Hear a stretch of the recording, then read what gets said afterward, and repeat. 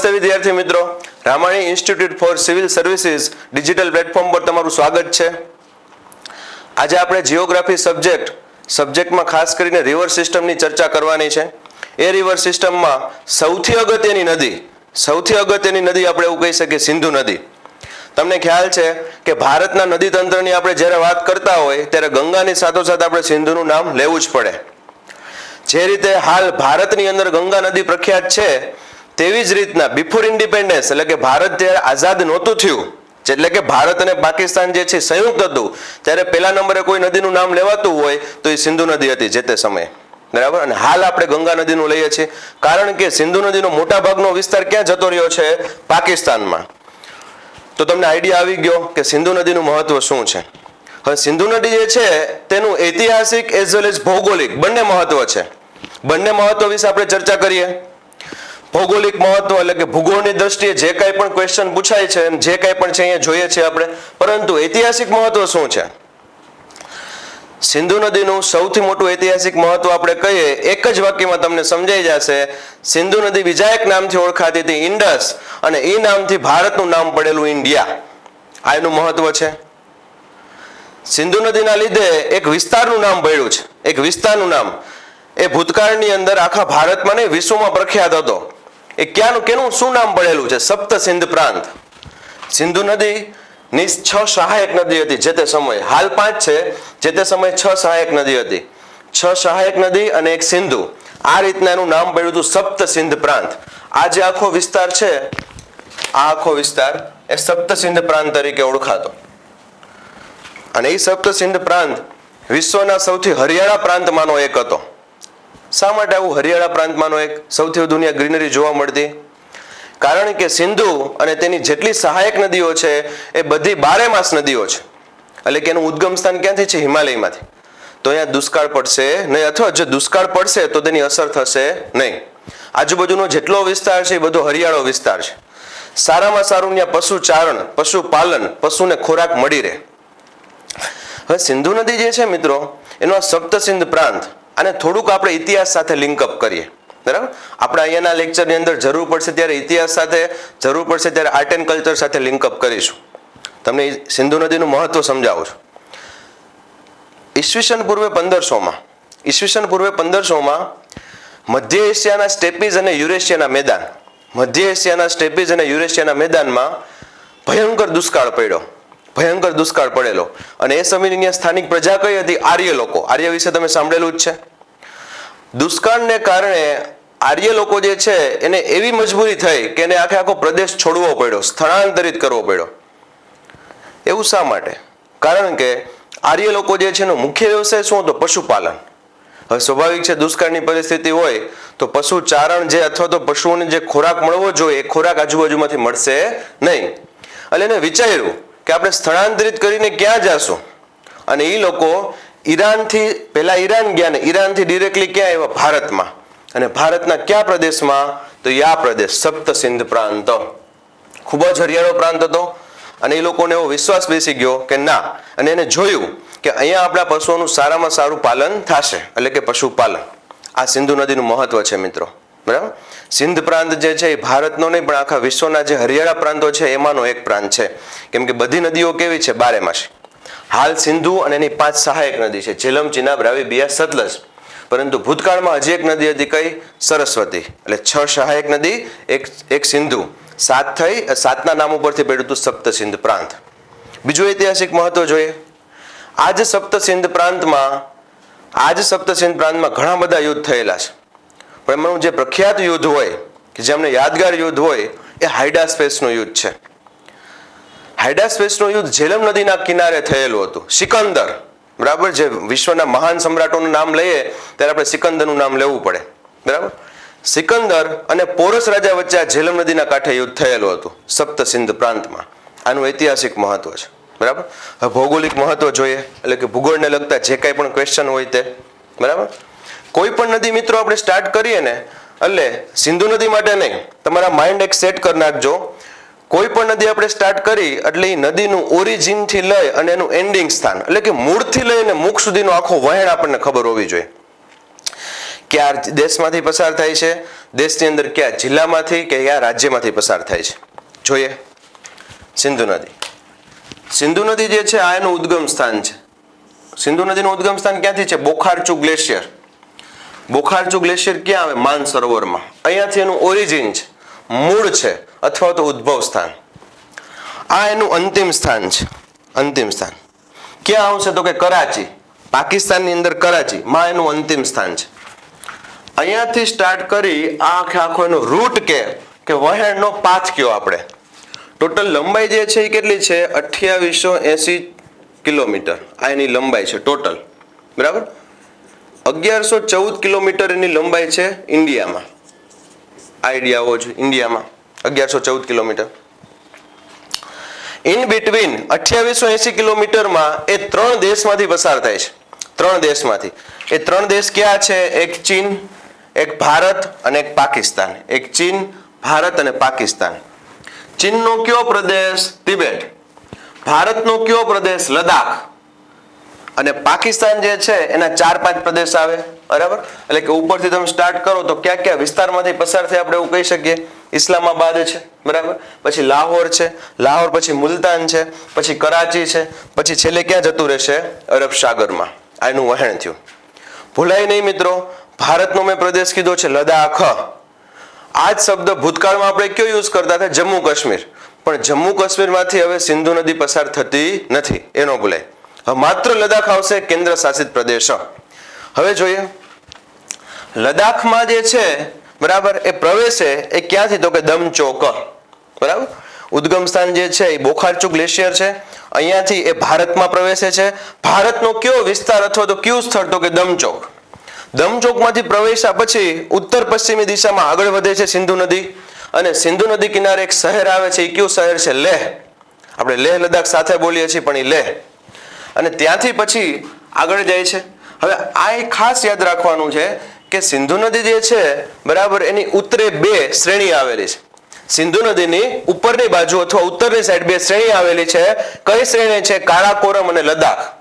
દક્ષિણે 2 શ્રેણી આવેલી છે. કઈ છે? જાસ્કર અને પીર પંજાલ. એમાં કેવા ક્વેશ્ચન પૂછાઈ શકે એ આપણે આગળ જોઈએ. અહીંયાથી સિંધુ નદી આગળ વધે એટલે આ વિસ્તારની અંદર એટલે કે ગિલગિટ વિસ્તારમાં આપણે એવું કહી શકીએ કે ગુંજ ગાર્જનું નિર્માણ કરે છે. ગુંજ ગાર્જનું નિર્માણ કરે છે. આવો જ ગાર્જ જે છે, બરાબર, એ તમે બ્રહ્મપુત્રા નદીનું સાંભળેલું હોય છે. બ્રહ્મપુત્રા, દિહાંગ ગાર્જ જે અરુણાચલ પ્રદેશમાં આવે. બરાબર. ગાર્જનું નિર્માણ કર્યા બાદ એ પાકિસ્તાનમાં પ્રવેશે છે. એટલે કે ઇન્ડિયાનો એનો વિસ્તાર પૂરો. બરાબર. અહીંયાથી લઈને આખું લદ્દાખ છે. આખું લદ્દાખ છે. લદ્દાખનો વિસ્તાર પૂરો. લદ્દાખમાંથી એટલે કે ભારતમાંથી પાકિસ્તાનમાં પ્રવેશે છે. પાકિસ્તાનમાં કયા સ્થળ નજીકથી પ્રવેશે છે? પાકિસ્તાનનું કયું સ્થળ છે? ચિલ્લડ. બરાબર. ચિલ્લડ. ભારતનું કયું શહેર હતું? દમચોક. ચીનમાંથી ભારતમાં દમચોક શહેરથી પસાર થાય છે. ભારતમાંથી પાકિસ્તાનમાં ચિલ્લડ નજીકથી પસાર થાય છે. આ યાદ હોવું જોઈએ.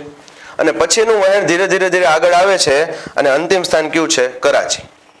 આ હતું સિંધુ નદી અને એનો આખો પાથ ઉદ્ગમથી લઈ અને અંતિમ સુધી 2880 કિલોમીટર.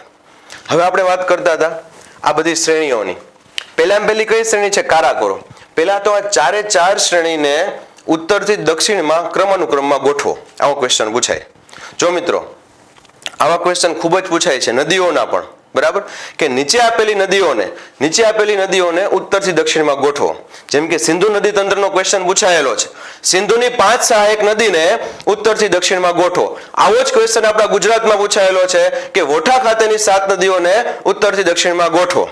સેમ ટુ સેમ આમાં ક્વેશ્ચન પૂછાઈ શકે કે નીચે આપેલી શ્રેણીઓને ઉત્તરથી દક્ષિણમાં ગોઠવો. કારાકોરમ, લદ્દાખ, જાસ્કર, પીર પંજાલ. આવો જ સેમ ટુ સેમ ક્વેશ્ચન ગુજરાતમાં પૂછાઈ શકે. ગુજરાતની 4 ગિરિમાળાઓ જે છે એને ઉત્તરથી દક્ષિણમાં ગોઠવો.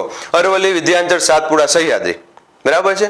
આવા અલગ અલગ ક્વેશ્ચન અને ક્રોનોલોજી કહેવાય, એક પછી એક. સેમ ટુ સેમ ઇતિહાસમાં યાદ કરો. ઇતિહાસમાં કેવા ક્વેશ્ચન પૂછાય છે કે નીચે આપેલા વંશને કાળક્રમ અનુસાર અથવા તો સમય અનુસાર ક્રમમાં ગોઠવો. પછી આપેલો હોય સોલંકી, વાઘેલા, મૈત્રક વંશ ને અનુમૈત્રક ને, તો તમને ખ્યાલ હોવો જોઈએ કે 1 by 1 કયા બધા વંશ છે એ આવે છે. એવી જ રીતના 1 by 1 કઈ શ્રેણી આવે છે. એવી જ રીતના 1 by 1 કઈ નદીઓ આવે છે. તો કારાકોરમ અને લદ્દાખ પછી આવે સિંધુ નદી. સિંધુ નદી અને ઝેલમ નદી વચ્ચે કયો આવશે? જાસ્કર. ઝેલમ અને ચિનાબ નદી વચ્ચે કયો આવશે? પીર પંજાલ. બરાબર? એટલે તમારે કન્સેપ્ટ સમજવો પડે. કન્સેપ્ટ સમજ્યા પછી આડી અવડી ગમે તે રીતે ક્વેશ્ચન પૂછે આપણને આવડે. હવે કેવા ક્વેશ્ચન પૂછી શકે?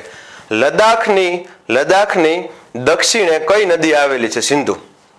સિંધુની ઉત્તરે કઈ શ્રેણીઓ આવેલી છે? કારાકોરમ અને લદાખ. આ ક્વેશ્ચન પૂછાય છે. એવો જ ક્વેશ્ચન પૂછાય કે જાસ્કર અને પીર પંજાલ શ્રેણી વચ્ચે કઈ નદી આવેલી છે? તો કે ઝેલમ. એવો જ ક્વેશ્ચન પૂછાય કે ઝેલમ નદી જે છે, ઝેલમ નદી બરાબર, એની ઉત્તરે કઈ શ્રેણી આવેલી છે? જાસ્કર. આ રીતના અલગ અલગ ક્વેશ્ચન પૂછાઈ શકે. તો આ વાત કરી આપણે સિંધુની. સિંધુનું હજી આપણે એક ઐતિહાસિક મહત્વ જોઈએ, અને એ છે સિંધુ કરાર. તેના વિશે તમને મોટા ભાગના લોકોને આઈડિયા છે જ, પણ આપણે એક બે નવા ક્વેશ્ચન જોઈએ. બરાબર? સિંધુ નદી તંત્રનું જે સિંધુ કરાર છે મિત્રો, સિંધુ કરાર, તેનો ક્વેશ્ચન 2019ની જીપીએસસી છે એમાં પૂછાયેલો હતો. અને એવો ક્વેશ્ચન પૂછાયેલો હતો, સિંધુ ઝેલમ ચિનાબનું કેટલા ટકા પાણી ભારત ઉપયોગમાં લેશે ને કેટલા ટકા પાકિસ્તાનમાં? આવો કંઈક ક્વેશ્ચન હતો. એટલે સિંધુ કરાર આપણે વ્યવસ્થિત રીતે કરી. બરાબર? જોઈએ સિંધુ કરાર શું છે.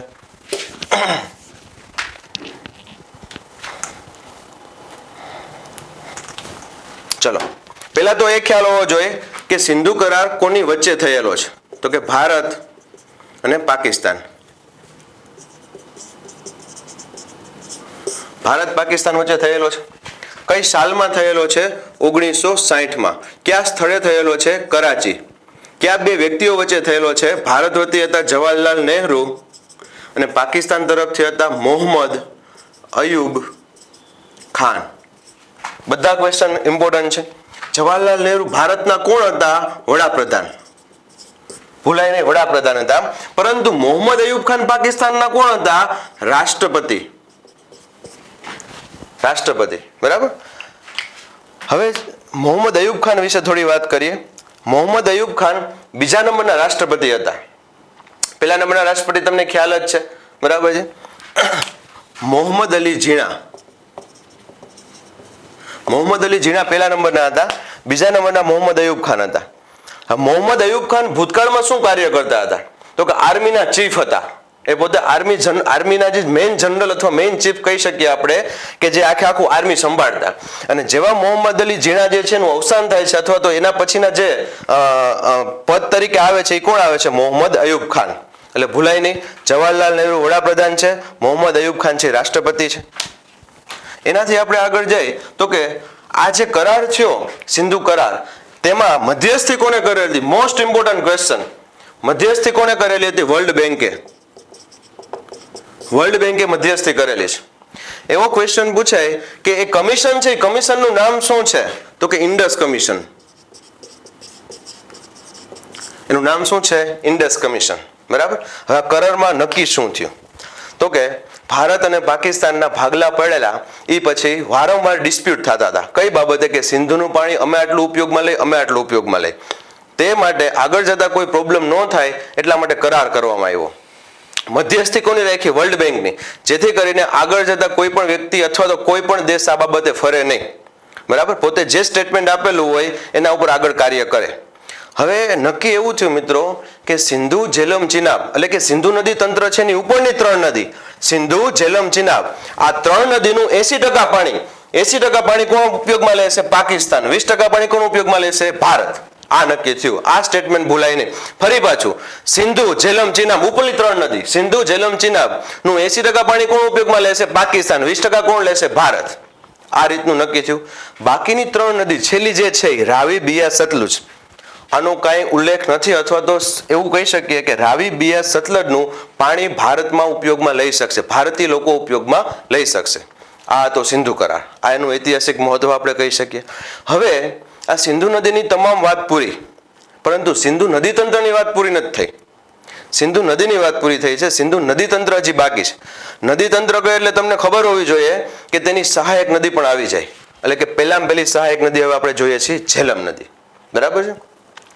ઝેલમ નદી સ્ટાર્ટ કરી એ પહેલા ઝેલમ, ચિનાબ, રાવી, બિયાસ, સતલુજ, આ પાંચે પાંચ નદી તમને ક્રોનોલોજીમાં આવડવી જોઈએ. આ પહેલો ક્વેશ્ચન તમારો અહીંયાથી. હવે ઝેલમ નદીનું ઉદ્ગમ સ્થાન ક્યાંથી છે? શરૂઆત હંમેશા ઉદ્ગમ સ્થાનથી કરવાનું. બરાબર?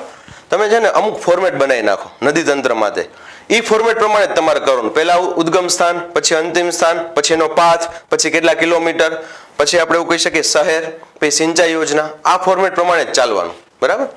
તો કે ઝેલમ, ઝેલમનું ઉદ્ગમ સ્થાન ક્યાંથી છે? વેરીનાગ પાસે શેષનાગ ઝીલ, વેરીનાગ પાસે શેષનાગ ઝીલ.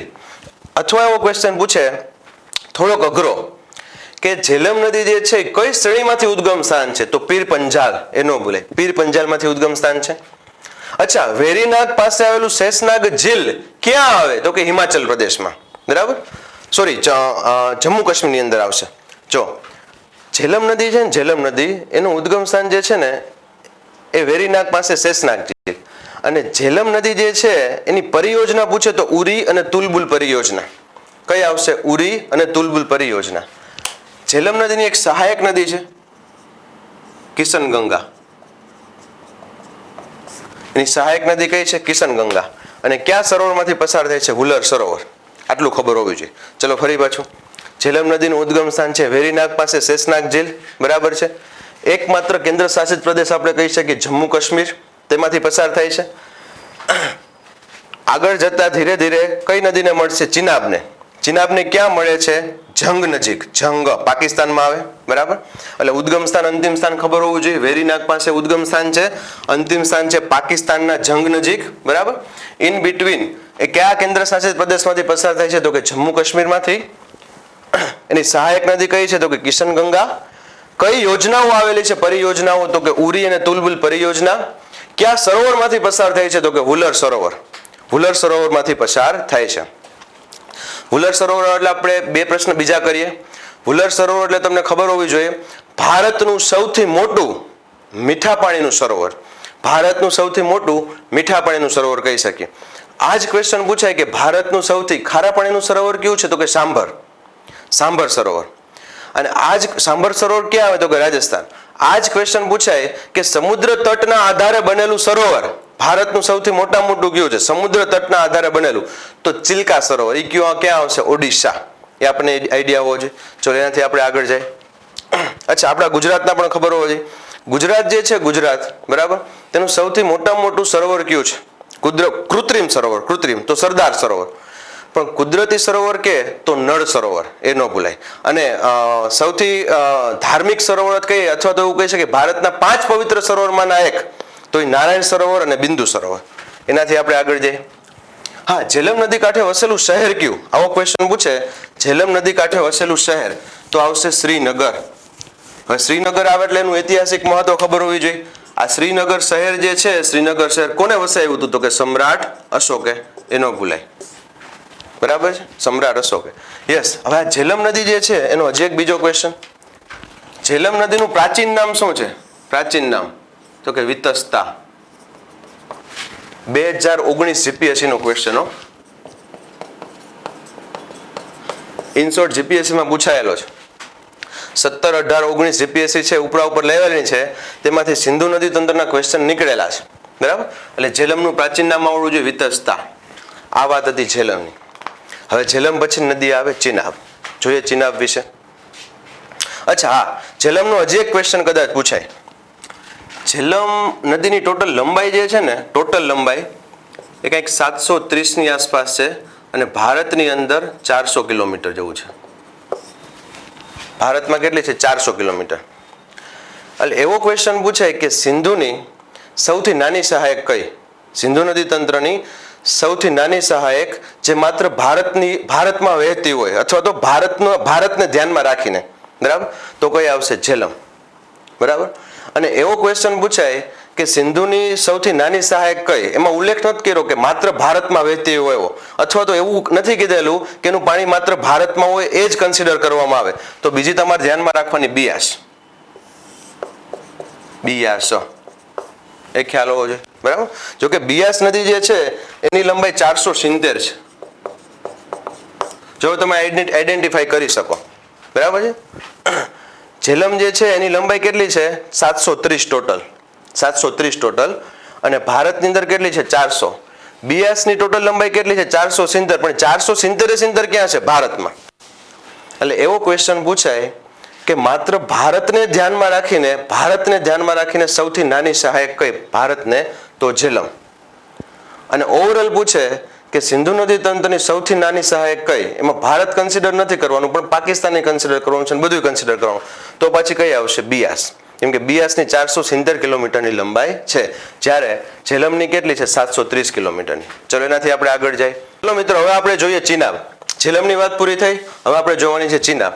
ચિનાબ નદી જે છે, ચિનાબ નદીનું ઉદ્ગમ સ્થાન ક્યાં છે? તો કે બારાલાચાલા ઘાટ. બારાલાચાલા ઘાટમાંથી ઉદ્ગમ સ્થાન છે. અને આ જ ચિનાબ જે છે, બરાબર છે, એ હિમાચલ પ્રદેશમાંથી જમ્મુ કાશ્મીરમાંથી ધીરે ધીરે આગળ જતા પાકિસ્તાનમાં પ્રવેશે. અને એવો ક્વેશ્ચન પૂછાય કે ચિનાબ છે નદી એ પાકિસ્તાનમાં કયા સ્થળેથી પ્રવેશે છે? બરાબર છે, તો અખનૂર. એવું કહેવાય છે કે અખનૂરમાંથી પાકિસ્તાનમાં પ્રવેશે. જો હવે આ વસ્તુ ખાસ યાદ રાખવાનું કે ઝેલમ જે છે, ઝેલમ, બરાબર, એ પાકિસ્તાનમાં પ્રવેશે. એ કયું સ્થળ કયું છે? જંગ. બરાબર.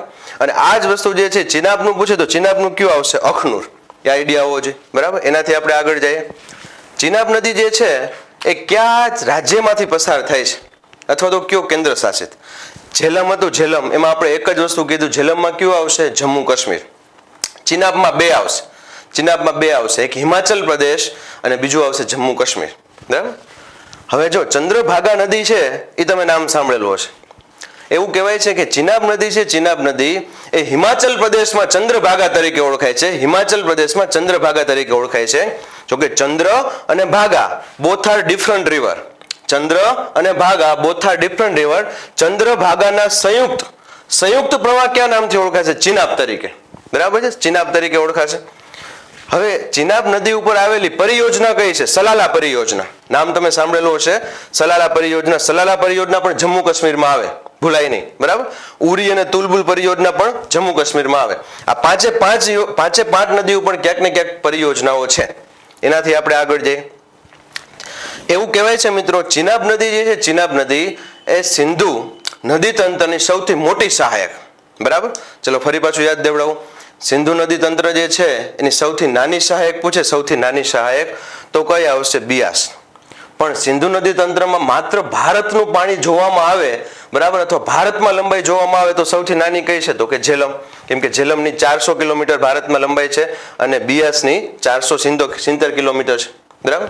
હવે આ જ વસ્તુ પૂછે કે સિંધુ નદી તંત્રની સૌથી મોટી સહાયક તો કઈ આવશે? ચિનાબ. એ ન ભૂલાય. બરાબર. આ ચિનાબનું મહત્વ છે. હવે ચિનાબનું પ્રાચીન નામ, જો આપણે બધાના પ્રાચીન નામ કરીએ છીએ, સાથોસાથ આપણે ઐતિહાસિક મહત્વ એ પણ જોઈએ છીએ. ચિનાબ જે છે એનું પ્રાચીન નામ જોઈએ, અસ્કિની.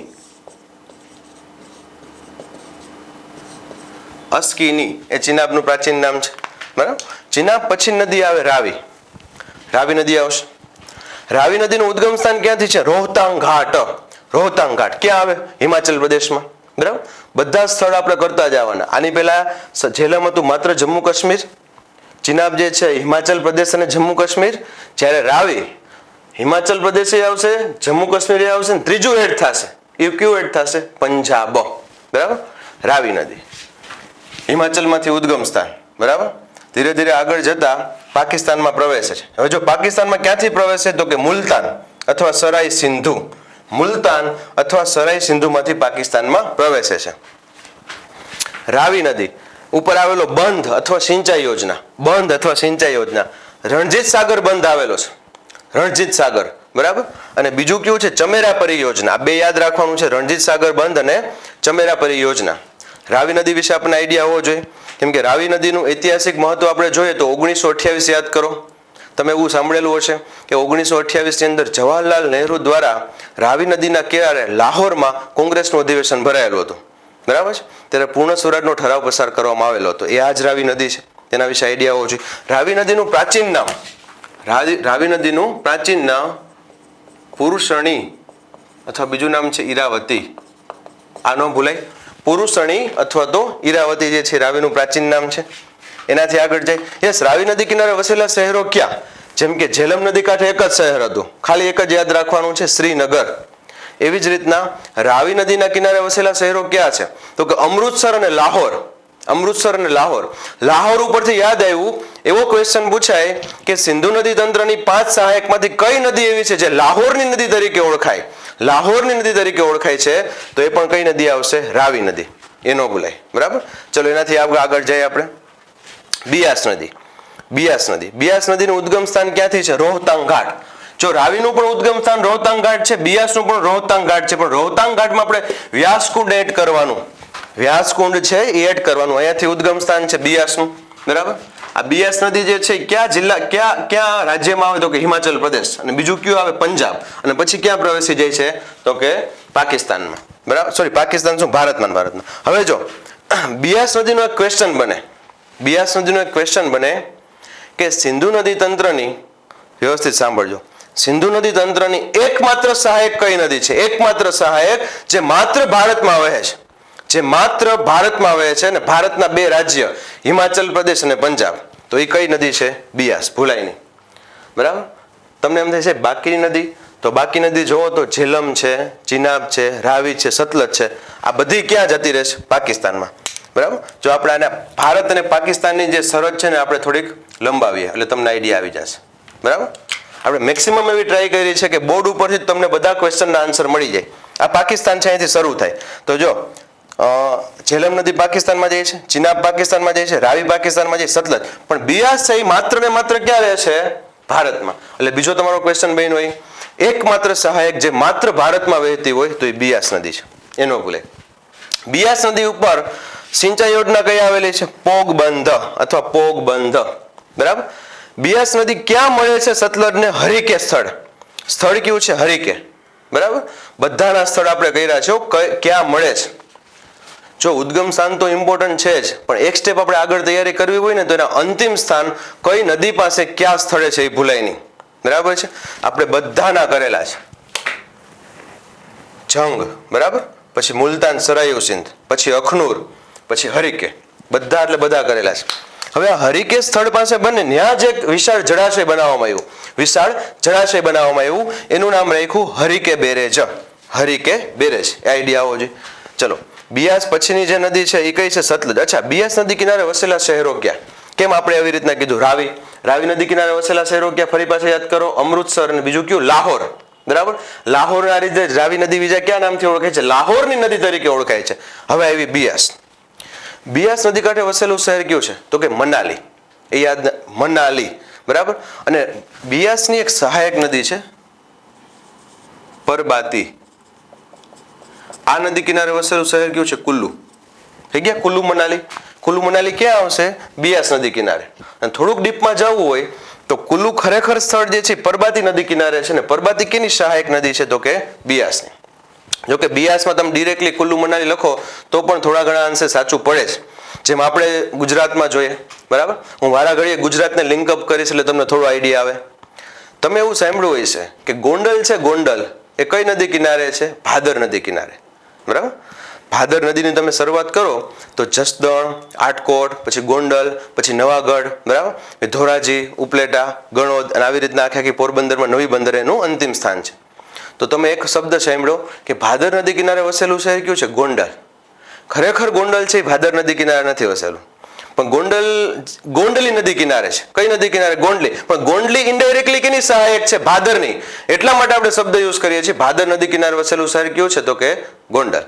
સેમ ટુ સેમ તમે યુઝ કરી શકો. બિયાસ નદી કિનારે વસેલું શહેર કયું છે? મનાલી ઉપરાંત કુલ્લુ. બરાબર. પણ એક્ઝેક્ટ જોવા જઈએ તો કુલ્લુ છે એ કી નદી કિનારે વસેલું છે? પરબાતી. આ પરબાતી કેની સહાયક નદી છે? બરાબર. પરબાતી કેની સહાયક નદી છે? તો કે બિયાસની. એ ન ભૂલાય. બરાબર. ચલો, બિયાસ નદી પછી થોડા આપણે આગળ જઈએ તો કઈ નદી આવશે? સતલજ અથવા સતલુજ. સતલુજ નદી જે છે એનું ઉદ્ગમ સ્થાન ક્યાં છે? તિબેટમાંથી. ભૂલાય નહીં. સતલુજ નદીનું ઉદ્ગમ સ્થાન તિબેટમાંથી છે. રાક્ષતાલ સરોવર અથવા રાક્ષસતાલ સરોવર તમે કોઈ પણ યુઝ કરી શકો. રાક્ષતાલ સરોવર અથવા રાક્ષસતાલ. સતલુજ નદીનું પ્રાચીન નામ આપણે બધાના કરવાના છે. બિયાસનું ભૂલી ગયા હતા. બિયાસનું પ્રાચીન નામ છે વિપાસા આવે. વિપાસા અથવા અર્ગિકિયા. વિપાસા અથવા અર્ગિકિયા. બરાબર. હવે સતલજનું જોઈ લઈ. સતલજનું પ્રાચીન નામ છે સાતુદ્ર અથવા સાતદ્રી. આ બંને નામથી ઉલ્લેખાય છે. સાતુદ્ર અથવા સાતદ્રી. રેડી થઈ ગયા? પાંચે પાંચ નામ ફરી પાછું યાદ દેવડાવું. ઝેલમનું પ્રાચીન નામ કયું છે? વિતસ્તા. ઝેલમ ભાઈ. ચિનાબનું કયું છે? અસ્કિની. રાવીનું કયું છે? પુરુષણી અથવા ઈરાવતી. બરાબર. રાવી પછી બિયાસનું કયું છે? વિપાસા અથવા અર્ગેકિયા. અને છેલ્લા સતલજ. સતલજનું શું છે? સાતુદ્ર અથવા સાતદ્રી. બધા એમના પ્રાચીન નામ થઈ ગયા. પ્રાચીન નામ એટલા માટે કરવા છે કેમ કે 2019 ની જીપીએસસી માં ઝેલમનું પ્રાચીન નામ પૂછાઈ ગયું. ચલો ફરી પાછું સતલજ નદી. પેલા તો આપણે પાથ કરવાનો છે નિયમ અનુસાર. પાથ જુઓ, ચીન, ભારત, પાકિસ્તાન. જેવી રીતના સિંધુ નદીનો પાથ છે એવો સેમ ટુ સેમ પાથ આનો છે. બરાબર. ચીનના તિબેટમાંથી, ચીનનું તિબેટનો વિસ્તાર છે ને રાખસ્તાલ સરોવર આવેલું ત્યાંથી ઉદ્ભવ સ્થાન, પછી ભારતમાં પ્રવેશ. બરાબર. ભારતની અંદર પ્રવેશે છે એમાં હિમાચલ પ્રદેશ. બરાબર. હિમાચલ પ્રદેશ પછી પંજાબ અને પછી ડાયરેક્ટ ક્યાં આવી જાય છે તો કે પાકિસ્તાનની અંદર. આ સતલુજ નદી, એ આઈડિયા આવો છે.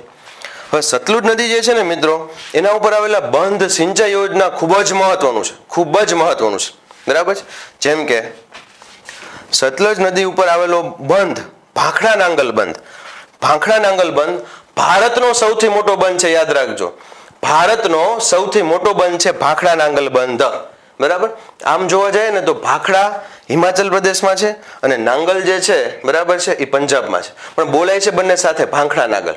બરાબર. અથવા તમે એવું કહી શકો કે હિમાચલ પ્રદેશ અને પંજાબ, હિમાચલ પ્રદેશ અને પંજાબની બોર્ડર ઉપર ભાખડા નાંગલ બંધ આવેલો છે.